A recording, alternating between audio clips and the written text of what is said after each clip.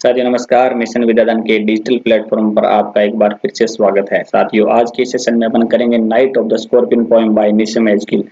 साथियों इस सेशन के अंदर अपन पोएट का जो ब्रीफली इंट्रोडक्शन करेंगे, पोएम के बैकग्राउंड के बारे में जानेंगे, लाइन बाय लाइन एनालिसिस किया जाएगा विद हिंदी ट्रांसलेशन।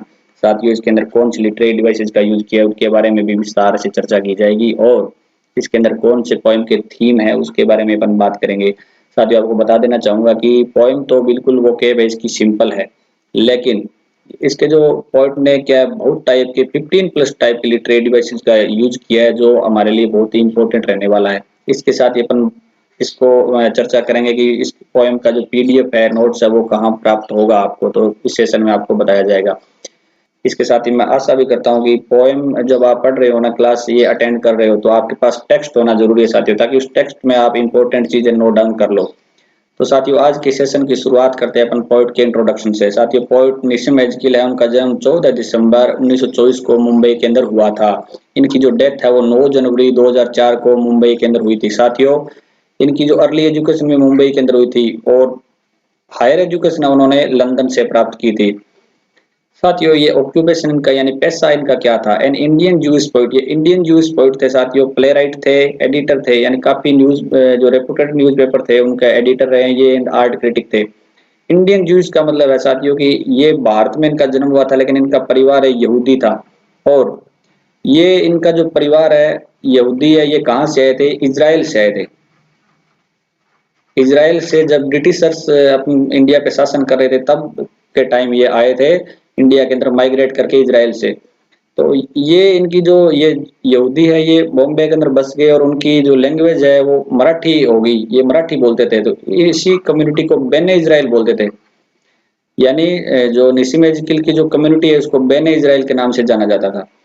अब जानते हैं कि निशिम एजकिल को क्यों जाना जाता है। Contributed to Indian English writing, इन्होंने इंडियन इंग्लिश राइटिंग में काफी योगदान दिया है। Father of post colonial English poetry, इनको पोस्ट कॉलोनियल इंग्लिश पोइट्री का फादर कहा जाता है साथियों। Father of modern Indian English poetry, और इनको मॉडर्न इंडियन इंग्लिश का पोइट्री का फादर भी कहा जाता है। इनको कौन कौन से अवार्ड्स मिले हैं साथियों? Received the Sahitya Akademi award in 1983 for his poetry collection latter day psalms.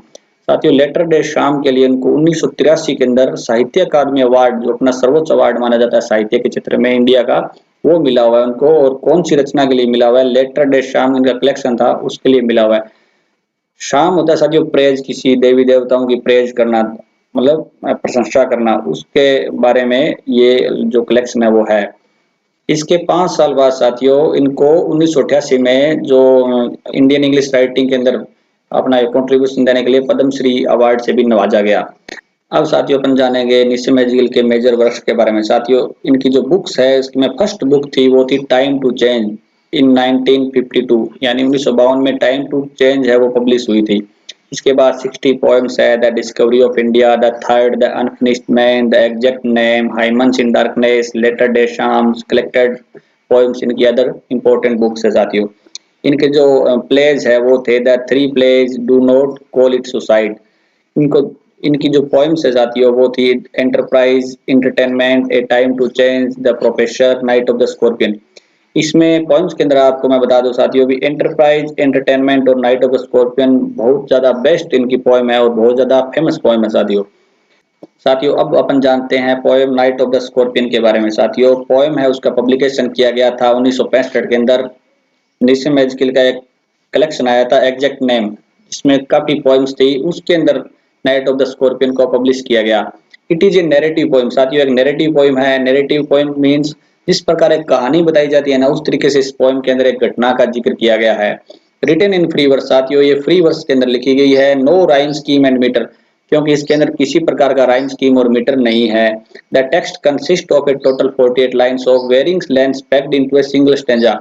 साथियों इसके अंदर 48 लाइन्स है, पोएम के अंदर 48 लाइन्स है, बिल्कुल एक स्टेंजा के अंदर, यानी इस पोएम के अंदर एक स्टेंजा है 48 लाइन्स का। हालांकि जो लाइन्स है ना उनकी लेंथ है वो अलग अलग मिलेगी आपको, कहीं शॉर्ट मिलेगी कहीं लॉन्ग मिलेगी जो लाइन्स है पोएम की, और टोटल लाइन है इसकी 48।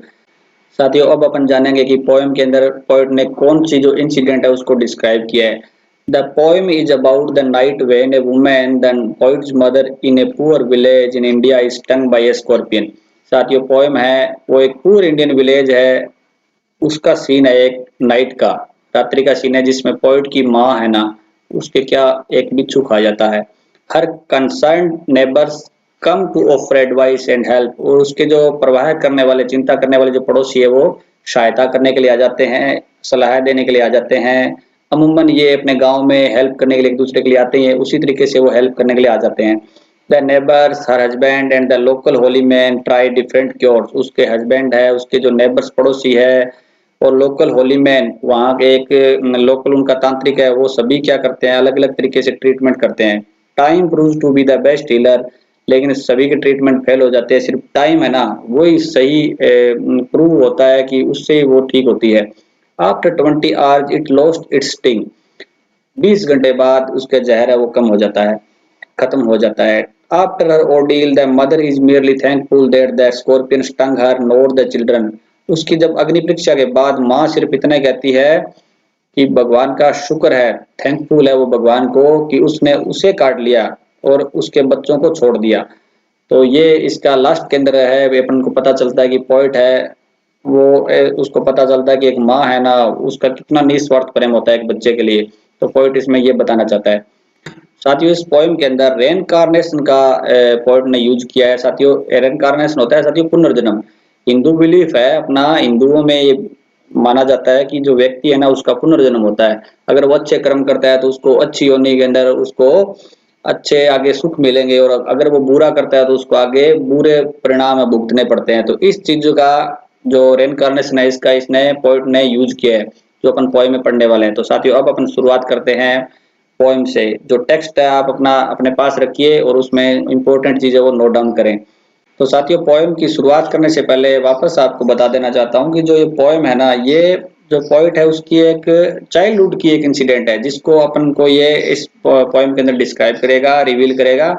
और जब बच्चा एक होता है ना तो उस समय कोई भी काम होता है, जैसे इसमें अब उसकी माँ का ट्रीटमेंट की जो एक्टिविटी होगी, तो एक बच्चा होता है वो एक्टिव पार्टिसिपेंट नहीं होता है। यानी इस पोएम के अंदर पोइट है उसकी कोई एक्टिविटी नहीं होती है, वो कोई किसी प्रकार का पार्टिसिपेंट नहीं है, वो सिर्फ एक स्पेक्टेटर है। वो चुपचाप जो भी प्रक्रिया हो रही है उसको देखता रहता है। तो शुरुआत करते हैं अपने फर्स्ट लाइन से। I remember the night my mother was tongue by A scorpion, मुझे वो रात याद है जब मेरी माँ के एक बिच्छू काट गया था। 10 hours of steady rain had driven him to crawl beneath a sack of rice, 10 घंटे की जो लगातार बारिश है उसके कारण वो क्या है, एक चावल की बोरी के नीचे रेंग कर आ गया था। कौन आ गया था? बिच्छू आ गया था। तो साथियों फर्स्ट लाइन के अंदर देखिए आप, इसके अंदर माई और मदर के अंदर एलिट्रेशन का यूज है। एम जो साउंड है ना, मैं जो साउंड है वो आ रहा है, रिपीट हो रहा है, तो यहाँ पे एलिट्रेशन का यूज है साथियों। Was stung by scorpion 10 hours, इसके अंदर साथियों बोला गया है कि मेरी माँ के क्या हो गया था, एक बिच्छू काट गया था या बिच्छू ने डंक मारा था। तो ये क्या है, एक इमेजरी का यूज किया है। जैसे पोइट ने ऐसे बताया कि मेरी माँ के डंक मार गया, तो अपने चाहे मच्छर काटा हो चाहे किसी का डंक मारा भी हो तो वो चीजें अपन के जो इमेज है ना वो बन जाती है। तो उसको कहते हैं टेक्टाइल इमेज यानी टच इमेज। और इसके अंदर भी स्टंग और स्कॉर्पियन में स साउंड है उसका रिपीटेशन हो रहा है, इसलिए यहाँ पे एलिट्रेशन का यूज किया गया है। Of study rain had driven him, साथियों इसके अंदर हिम का यूज किया है। हिम का यूज किया है स्कॉर्पियन के लिए। आपको एग्जाम के अंदर ऐसे भी पूछा जाता है अभी कौन सा वर्ड किसके लिए यूज हुआ है, तो याद ध्यान रखेंगे हिम है ये स्कॉर्पियन के लिए यूज हुआ है। साथियों यहाँ पे स्कॉर्पियन के लिए पोइट इट भी यूज कर सकता था। हिम यूज होता है अपने ह्यूमन बींग्स के लिए, लेकिन ये जो एक इंसेक्ट है उसके लिए उन्होंने हिम का यूज किया, यानी पर्सोनिफिकेशन किया साथियों इसमें। यानी ज्यादा इंप्रेशन डालने के लिए एज ए मानवों की तरह यूज करने के लिए इसको हिम प्रोनाउन का यूज किया है। तो यहाँ पे पर्सोनिफिकेशन लिटरेरी टर्म का यूज किया है पोइट ने। To crawl beneath a sack of rice, इसके अंदर देखिए कि वो एक रैंक कर चला गया बोरी के नीचे। तो इसमें कौन सी इमेज जो अपनी विजुअल अपनी इमेज किस टाइप की आ रही है कि वो रैंक कर चला गया, तो हमें भी अपने दिमाग में ऑटोमेटिक बन रहा है कि वो कोई रैंक के कोई जीव है वो गया है। आपने रैंकते हुए किसी भी चीज को देखा तो ऑटोमेटिक आपको बिच्छू की जो इमेज है वो बन रही है। तो यहाँ पे विजुअल इमेजरी का पोइट ने यूज किया है। इसके साथ ही साथियों जो फ्रेज है ए सेक ऑफ राइस, यानी जो चावल की बोरी है, इससे हमें क्या पता चलता है कि ये जो पोइट है इसकी जो फैमिली है या जो इसकी मदर है ना, उसकी फैमिली एक गरीब घर है। गरीब भी क्योंकि गरीबों के सीधे ही पड़े रहते हैं, ये बोरियां नीचे फ्लोर पे पड़ी रहती है, तो वो इसमें अपन को डिपिक्ट करता है कि जो ये घर है ये तो गरीब का घर है, जहाँ पे उसकी मम्मी को काट लिया, मम्मी का घर है वो गरीब है।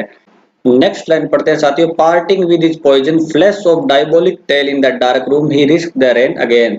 पार्टिंग होता है साथियों छोड़ना, विदाई करना, यानी अपना जहर छोड़ने के बाद, यानी मम्मी को काटने के बाद, flash of diabolic tail in the dark room. Flash होता है ग्लिम्स, झलक, हमें सिर्फ झलक दिखी ऑफ डायबोलिक टेल, उसके जो दैत्याकार जो उसकी पूंछ है ना, वो अंधेरे कमरे में सिर्फ हमें एक बार उसकी झलक दिखी। ही रिस्क द रेन अगेन, और जब हमने उसको ढूंढने की कोशिश की तो वापस वो क्या है, बाहर रिस्क लेकर बाहर चला गया बारिश के अंदर। तो साथियों इसके अंदर देखिए आप, पार्टिंग और पॉइजन के अंदर पै साउंड रिपीट हो रहा है, तो एलिट्रेशन का यूज है यहाँ पे साथियों। इसके बाद वापस हिज का यूज कर दिया पोइट ने, किसके लिए, स्कॉर्पियन के लिए, तो यहाँ पे पर्सोनिफाइड किया गया स्कॉर्पियन को। तो पर्सोनिफिकेशन है साथियों यहाँ पे, यानी जहां पर भी आपको ही हिज हिम स्कॉर्पियन के लिए मिले वहां पे पर्सोनिफिकेशन होगा साथियों। इसके बाद नेक्स्ट लाइन में देखो, diabolic tail in the dark room. इसके अंदर देखिए आप, डायबोलिक और डार्क है, इसके अंदर एलिट्रेशन का यूज किया गया साथियों, यानी साउंड का जो डै साउंड है उसका रिपीटेशन हुआ है डायबोलिक डार्क के अंदर, एलिट्रेशन का यूज है। इसके साथ साथियों इसमें डायबोलिक टेल है, इसके अंदर मेटाफर का यूज किया पोइट ने, यानी जो पूंछ है ना उसको, डायबोलिक होता है डेविल, डेविल की तरह बताया है। यानी पोइट, ये पोएम है ये चाइल्डहुड में लिखी गई है वैसे भी, और आज भी बच्चे हैं, छोटे बच्चे हैं या जो लड़कियां हैं वो जैसे छिपकली से डर गई, उसी तरीके से इसके जो पूंछ है ना, उससे उसको एक, उसको जो पोइट है उसको क्या लगा है, एक डेविल की तरह लगा है वो उसका पूंछ, उससे डर लगा है। तो इसमें यहाँ पे क्या है, मेटाफर का यूज किया गया है साथियों। डायबोलिक टेल के अंदर पन का यूज है, क्योंकि जो पन का यूज इसलिए है साथियों इसमें कि जो टेल है ना उसको डायबोलिक इसलिए भी बोला है, इसका जो गहरा मीनिंग अपने ऐसे निकाल सकते हैं कि जो टेल है ये क्या है, पूंछ है, पूंछ के अंदर ही जहर होता है बिच्छू के, और जहर के कारण उसने, उसकी मम्मी है उसको कष्ट पहुंचाया। जिस प्रकार जो डेविल कष्ट पहुंचाते हैं ना, डेविल भी कष्ट पहुंचाते हैं, जो दैत्य होते हैं, दानव होते हैं, उसी तरीके से डायबोलिक है, इसलिए बोला है पॉइंट ने टेल को।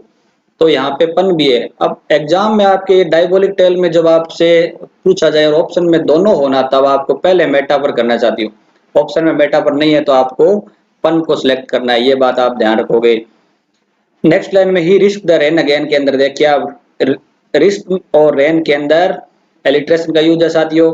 इसके साथ वापस यहाँ पे ही का यूज हो गया, ही का यूज हो गया मींस पर्सोनिफिकेशन है यहाँ पे। इसी तरीके से रेन और अगेन के अंदर ए साउंड का रिपीटेशन हो रहा है, वाउल साउंड का जब रिपीटेशन होता है तो वहां पे होता है एसोनेंस का यूज। इस ऊपर वाली लाइन में आप देखिए, जो डार्क रूम है उससे हमें पता चल रहा है अंधेरा कमरा, यानी जो फैमिली है इसकी, पोइट की जो मदर है या पोइट का जो खुद की फैमिली है वो क्या है, एक गरीब फैमिली है, क्योंकि उनके घर रूम के अंदर अंधेरा है, ठीक है, तो वो एक गरीब परिवार से है। The pigeons came like swarm of flies and buzzed the name of God 100 times to paralyze the evil one। जो किसान है, pigeons है ना, came like वो आए, swarms होता है झुंड, और flies होता है मक्खियों, मक्खियों के झुंड की तरह आए वो, and buzzed, बज होता है साथियों गूंजना, कोई चीज गूंज जाती है ना, तो यहाँ पे है कि उन्होंने गुंजायमान कर दिया उस वातावरण को, किससे, the name of God 100 times, क्योंकि उन्होंने भगवान का नाम लिया 100 टाइम्स, सैकड़ों बार भगवान का नाम लिया, तो वहां का जो वातावरण एनवायरमेंट है वो एक गुंजायमान हो गया, गूंजने लगा वो, यानी वो बार बार क्या कर रहे थे, भगवान का नाम ले रहे थे। To paralyse the evil one, उस जो जहर है, जो बिच्छू ने जहर छोड़ा है, या जो यहाँ पे बिच्छू को दुष्ट बताया एक तरीके से कि दुष्ट को कंट्रोल करने के लिए या जहर है उसको कम करने के लिए उन्होंने क्या किया है, भगवान का नाम लिया बार बार। तो इसमें देखिए साथियों कि यहाँ पे लाइक वर्ड का यूज किया गया है, और पीजेंट्स है ना उनकी तुलना किससे की गई कि किस प्रकार है वो, जो अपने मक्खियां होती है ना, मक्खियां झुंड में आती है, उसी तरीके से काफी लोग आए, तो इसमें यहाँ पे सिमिली का यूज किया गया है। साथ में यहाँ पे विजुअल इमेजरी पॉइंट ने यूज की है कि जैसे अपने ये पढ़ते हैं कि जो किसान है वो झुंड के अंदर आए, मक्खियों के झुंड की तरह आए, तो हमें हमारे जो अपने आप इमेजिनेशन बन रही है कि किसान इस तरीके से ग्रुप में आए, तो यहाँ पे विजुअल इमेजरी का पॉइंट ने यूज किया है।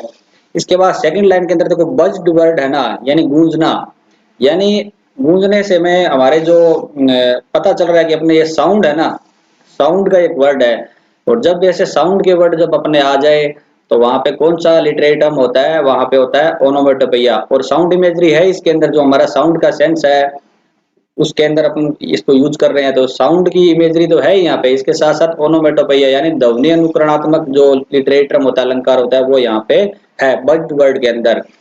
इसके साथ साथ ये इसमें बज्ड और 100 इसके अंदर क्या है, एसोनेंस का यूज किया गया, ए साउंड है वो आ रहा है।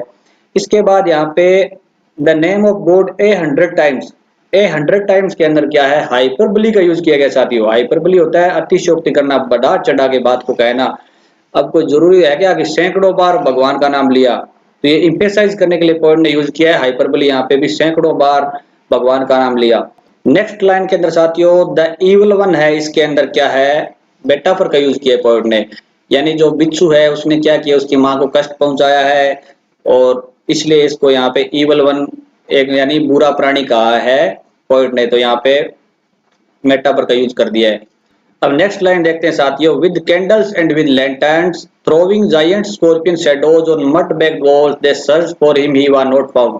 कैंडल्स विद कैंडल यानी वो कैंडल लेके कौन, पीजेंट्स जो विलेजर्स है, नेबर्स है उसके, वो कैंडल्स लेकर आए, विद लैंटर्न्स लालटेन भी लेकर आए। इससे क्या पता चल रहा है कि वो एक गरीब परिवार से संबंध रखते हैं।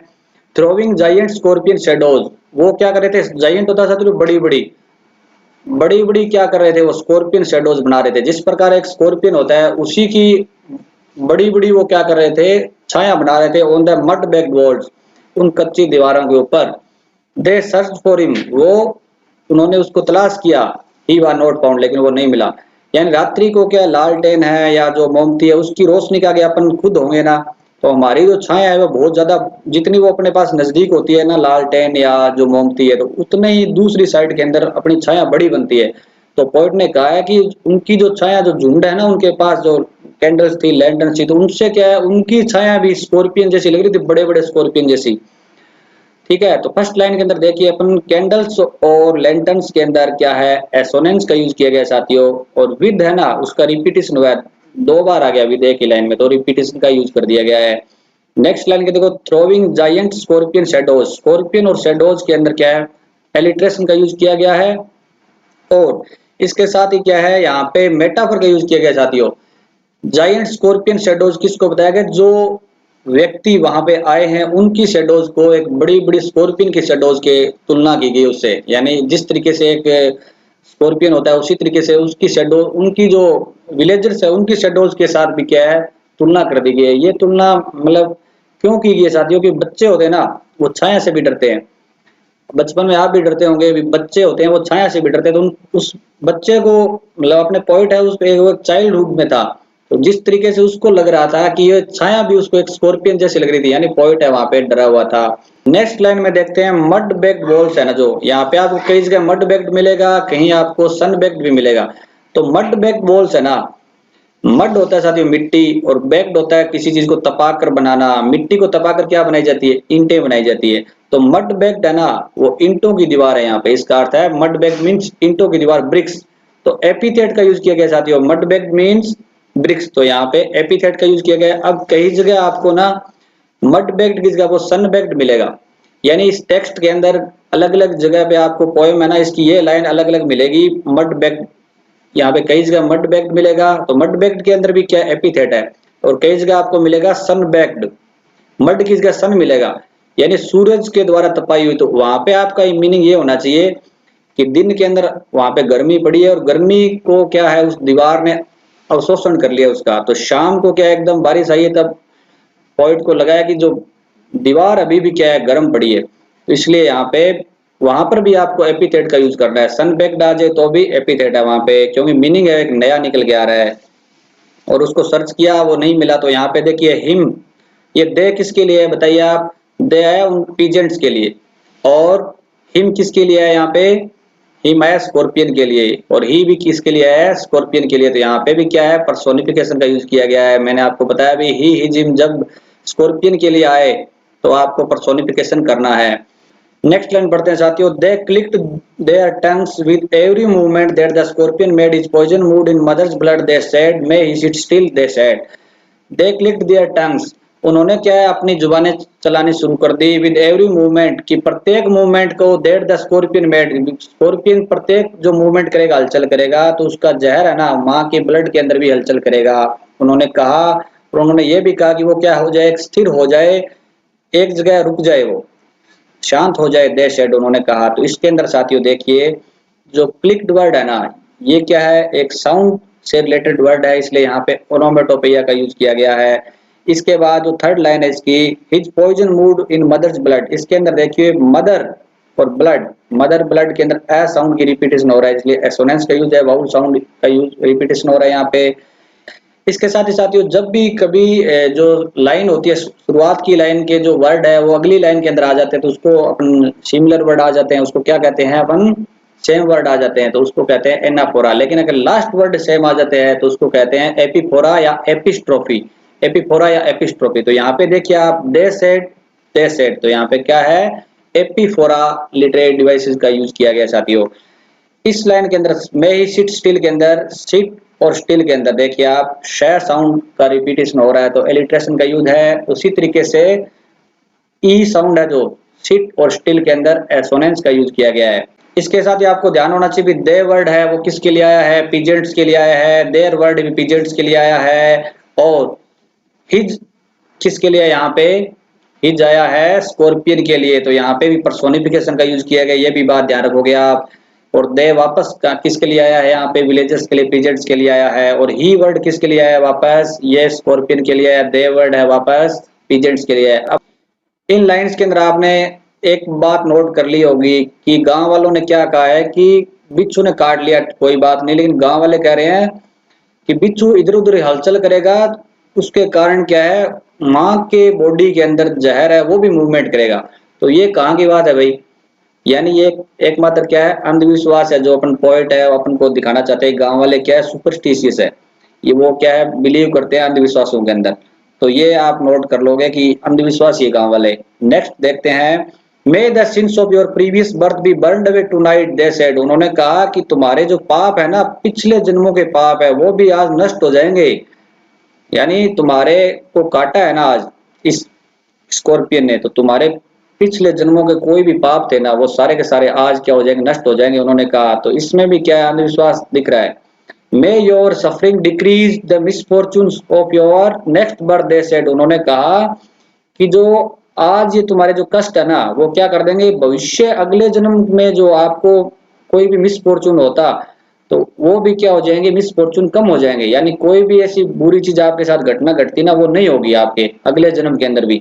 तो ये भी क्या है, मैंने आपको बताया ना भी रेनकार्नेशन का यूज किया गया है, यानी रीबर्थ का, यहाँ पे एक जो हिंदुज्म के अंदर टर्म है रीबर्थ का उसको लिया गया है पोइट ने।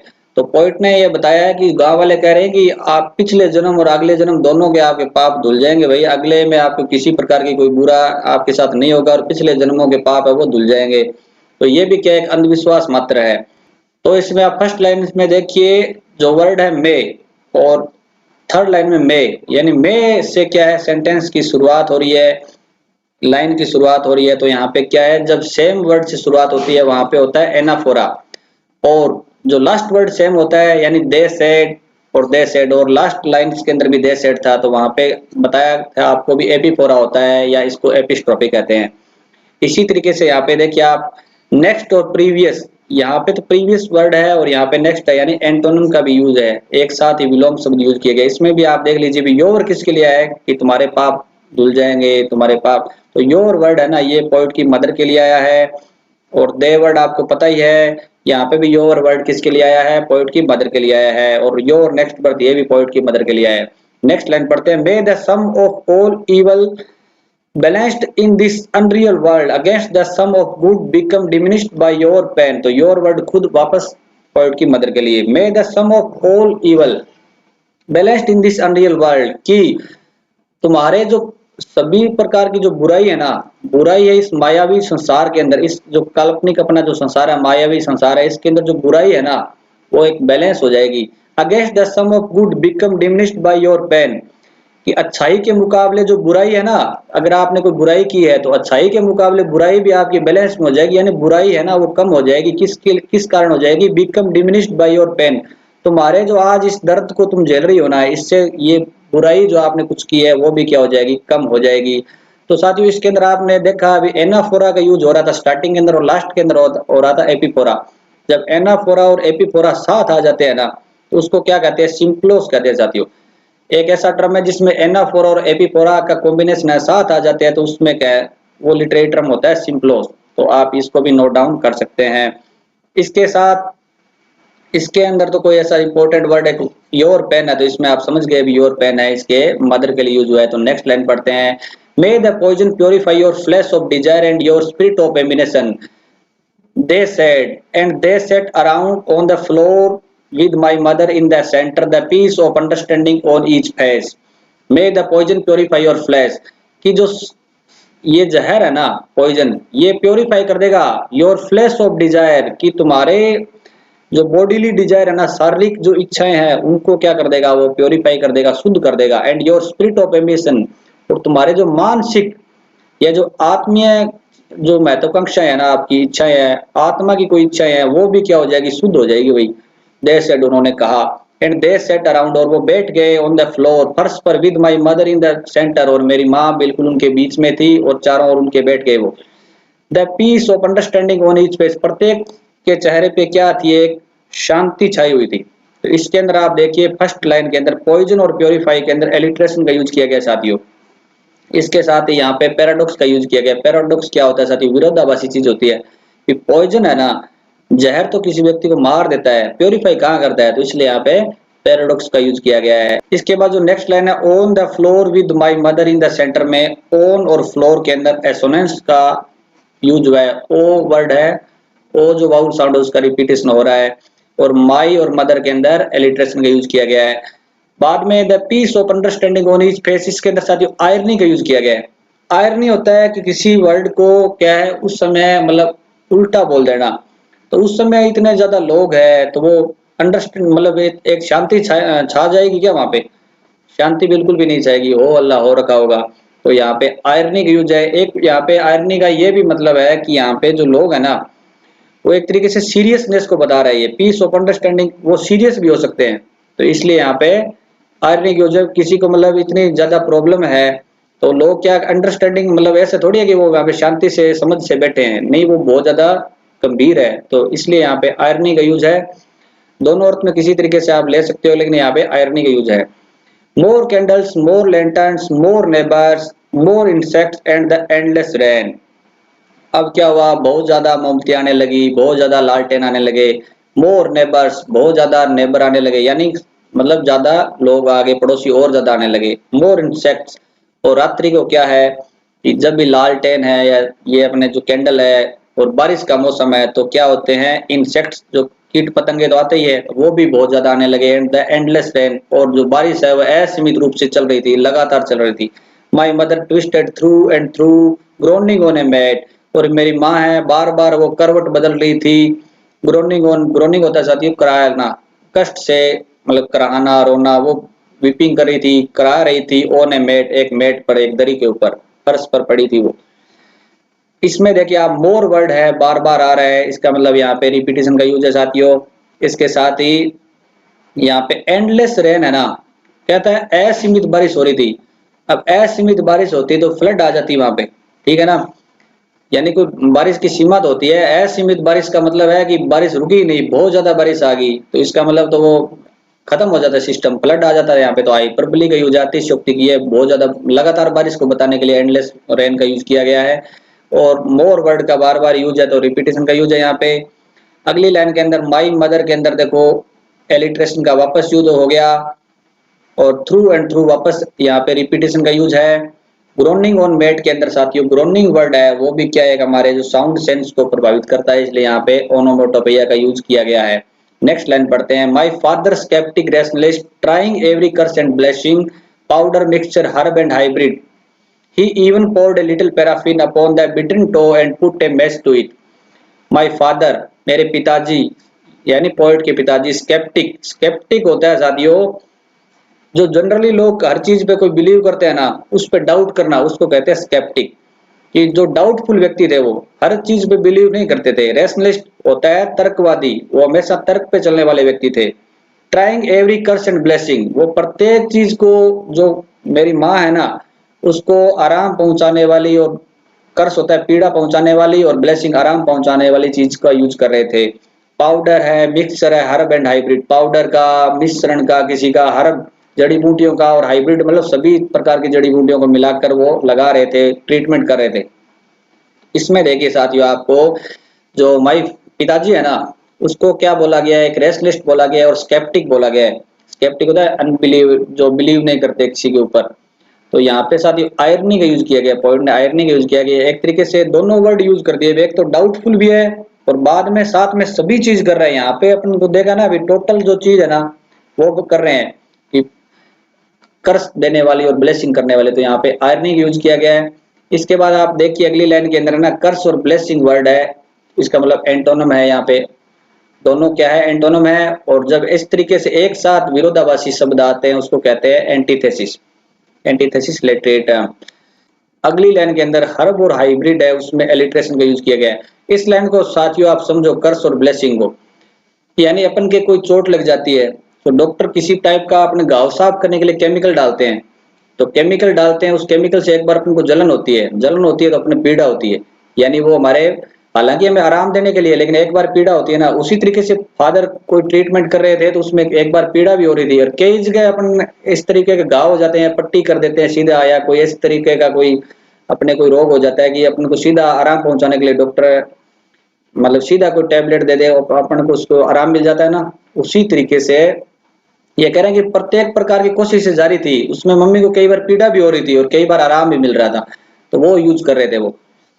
ही even poured a little paraffin upon the bitten toe and put a match to it, यहाँ तक कि उन्होंने क्या किया, एक छोटा सा है ना, थोड़ा सा पैराफिन है ना, अपॉन द बिटन टो, जहां पे, अब यहाँ पे पता चलता है कि कहाँ काटा था वो।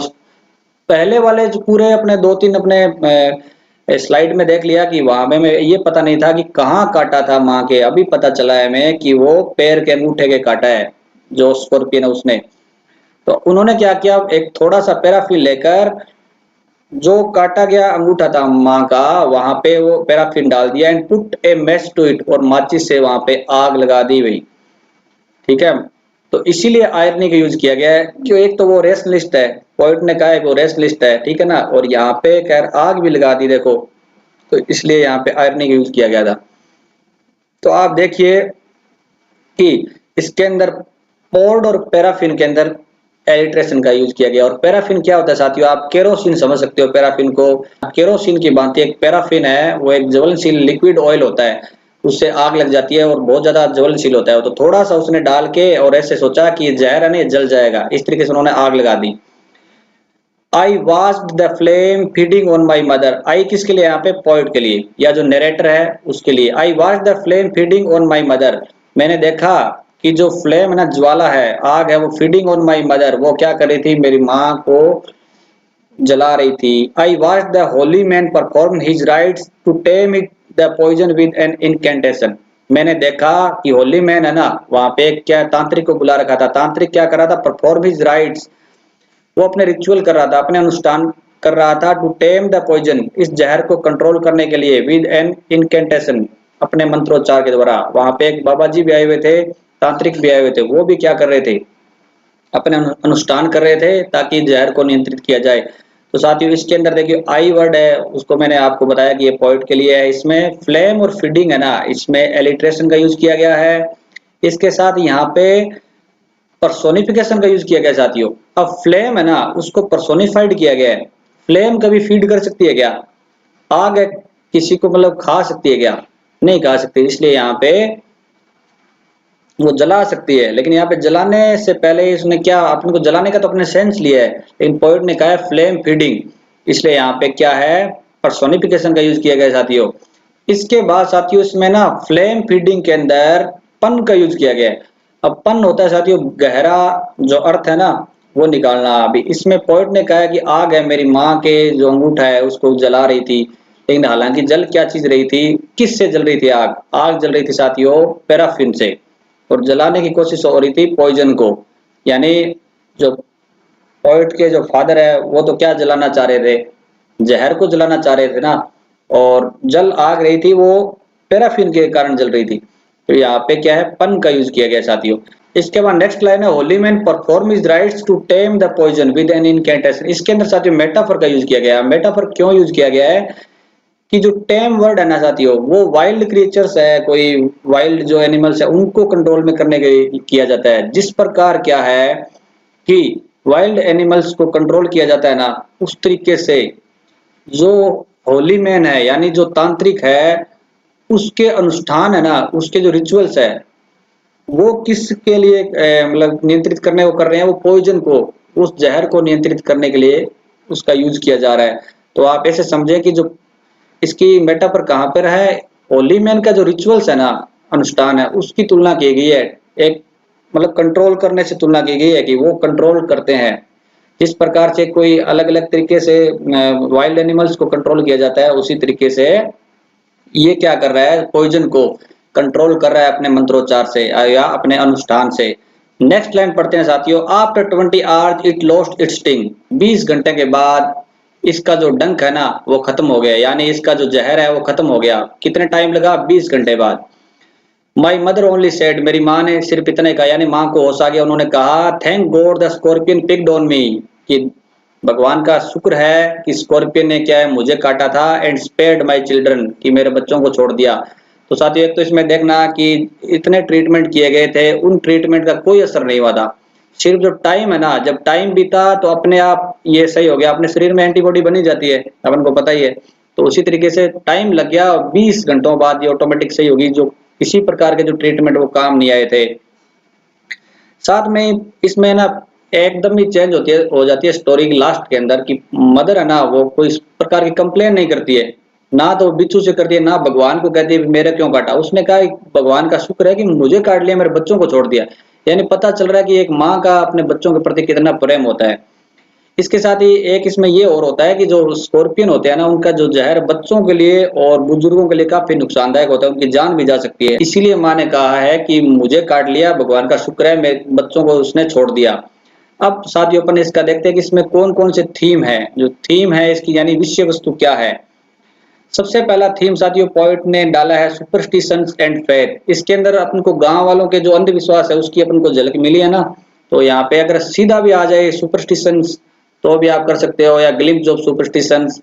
और फेथ होता है विश्वास, उनको विश्वास भी है अपने गॉड पे, यानी गॉड और कोई भी अपना जो जहर है उसको नियंत्रित करने के लिए, बिच्छू को नियंत्रित करने के लिए क्या करते हैं, भगवान की अरदास करते हैं, उनको बार बार के उनका नाम लेते हैं ना वो सैकड़ों बार। इसलिए यहाँ पे दोनों अपने थीम्स बनते हैं। एक है रूरल यूनिटी।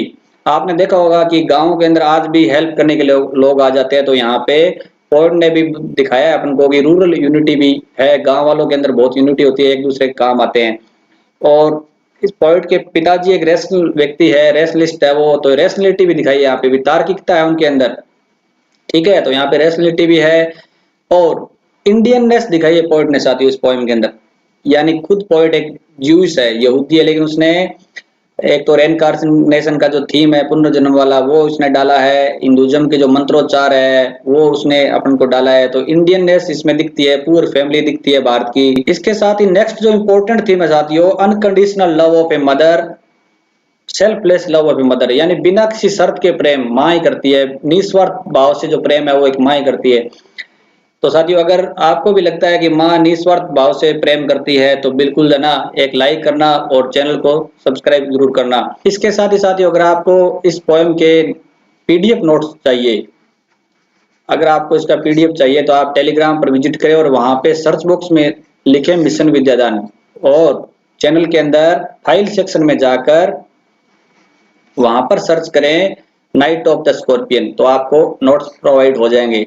तो साथियों आप वीडियो को जरूर लाइक करें, चैनल को जितने भी टेलीग्राम व्हाट्सएप पे आपके ग्रुप है उसको शेयर अवश्य करें। शेयर की संख्या बहुत कम है क्योंकि मैं एनालिसिस देखता हूँ, शेयर करते ही नहीं कोई। तो आप टेलीग्राम पे व्हाट्सएप पे इंग्लिश रिलेटेड, इंग्लिश से लिटरेचर से ग्रामर से रिलेटेड है ना, या फर्स्ट ग्रेड से रिलेटेड कोई भी ग्रुप है आपके पास, चैनल है, तो उसमें जरूर शेयर किया कीजिए आप, और सब्सक्राइब करना बिल्कुल भी नहीं भूले।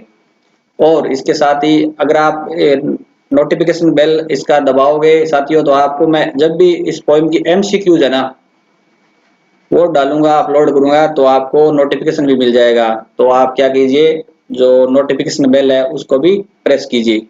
थैंक यू साथियों।